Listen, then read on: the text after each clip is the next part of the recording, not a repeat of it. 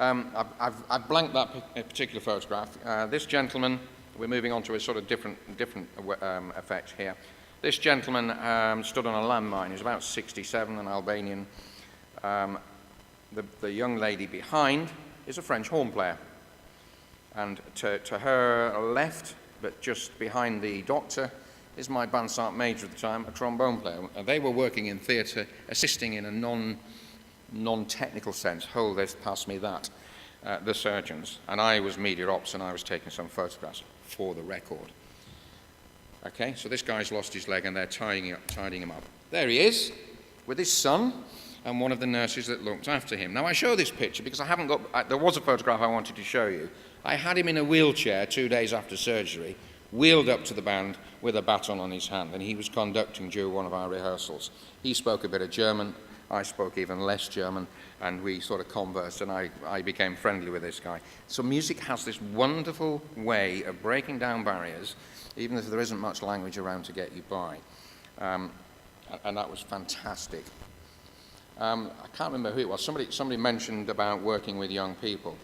We took it upon ourselves to engage with 2 schools, one from the Serb side and one from the Albanian side, and we went and we played at these schools over Christmas. I actually ran a project where we collected a container load of equipment here back in the UK, computers, chairs, books, pens and so forth, and desks. We had it shipped out and we delivered it. It was a band project which I ran, and we were very even-handed. We gave both schools equal amount of equipment, and they were very, very grateful. But music was the thing that broke the ground that got us in there in the first place.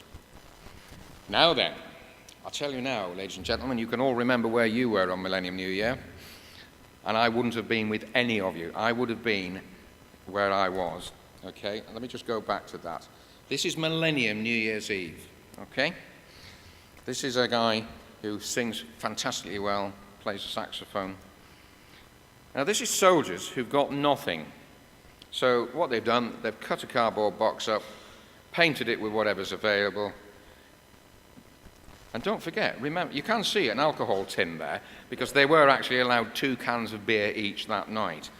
But it wouldn't have made any difference. I was privileged beyond belief to witness what I saw on Millennium New Year. Soldiers, men and women, officers and soldiers having a fantastic time, really letting their hair down. And we're talking sub-zero temperatures, minus 20 on some evenings, 50 soldiers to a portaloo in freezing conditions.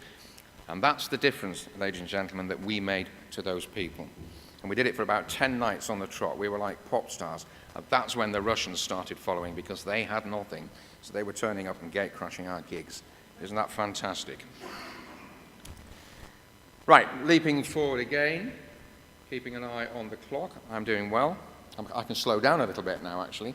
We're going now to Iraq in 2006. So this, again, is a period of stabilization. All of the conflict is over. We're into a stabilization period. Obviously, soldiers are still getting picked off by the enemy, but the main fighting is behind us, and we're now digging in and doing what you've all witnessed. Our audience is predominantly service personnel in that particular theatre because obviously it's a different type of audience to the Kosovans. What are we doing? Well, we're stimulating the moral component of fighting power. We're engaging with our soldiers. We're giving them that uplifting sense of relief from what's going on in their everyday jobs. So again, they've got very little to stimulate them. Now, one of you asked a question during lunch, and you said, what difference has it made with the young soldiers having sort of iPods and various handheld devices? Well, it's very, very interesting, actually, because this is not many years after the Millennium New Year, just 6 years later. And I was staggered. I took a pop band out to Iraq. I'm going to show you some photographs in a moment. I took a pop band out. I was their roadie. So I arranged the tour. I got them onto an aircraft, took them out there. I was their roadie.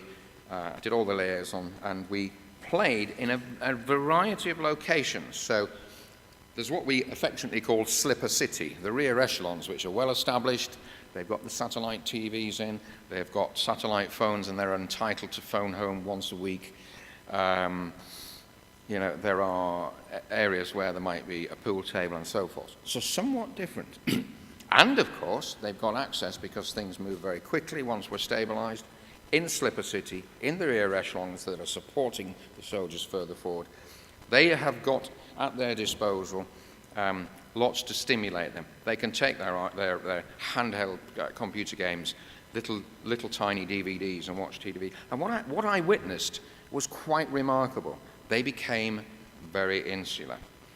So I can tuck myself up in my sleeping bag, in my tent, with my DVD player, with my headphones on. I don't actually need to walk 200 yards to see this band, whatever it is. And I thought that was really quite remarkable. However, moving forward to Saddam Hussein's palace in Basra, not in Basra, forget that, but moving forward to his palace, or one of his palaces, where we had soldiers had set up a station, that was very different, because it was very sparse.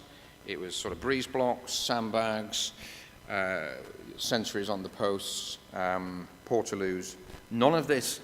And so within a very short distance, there was a very big difference between those soldiers that had the comforts of home and the electronic devices to those soldiers who didn't, who were still going out on patrol, who were still under threat of death or injury.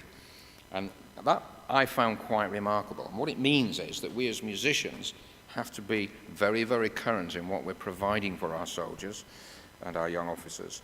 We have to be up to date, we have to engage with them, and whatever they're listening to down the iPod wire, I don't understand it because I'm too old, but I do understand the effect, then that's what we should be replicating.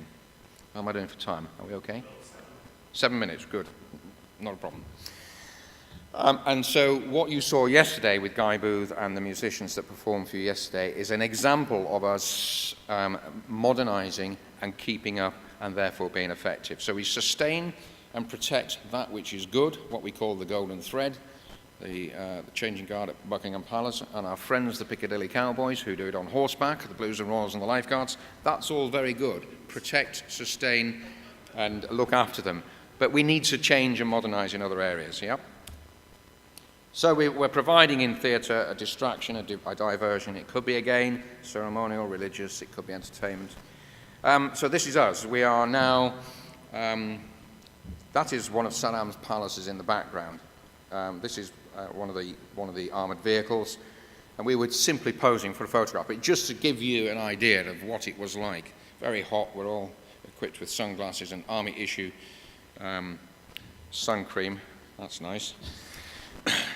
And here we are again, just posing for a photograph, just to give you an example of what it was like. So the further forward you got, the more we became important because the soldiers had less. It's just like a very simple sliding scale, in my opinion. Movement in Iraq was all by air because movement by road, as we all know too well, was too dangerous.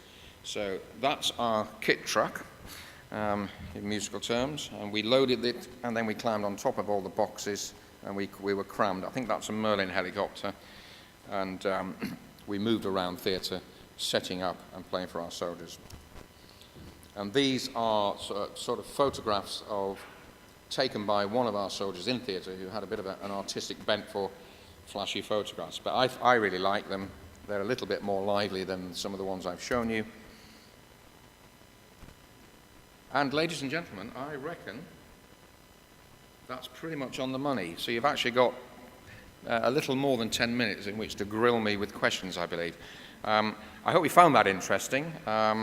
It's a very quick gallop through. I was very conscious of the time. Over to you, Ian.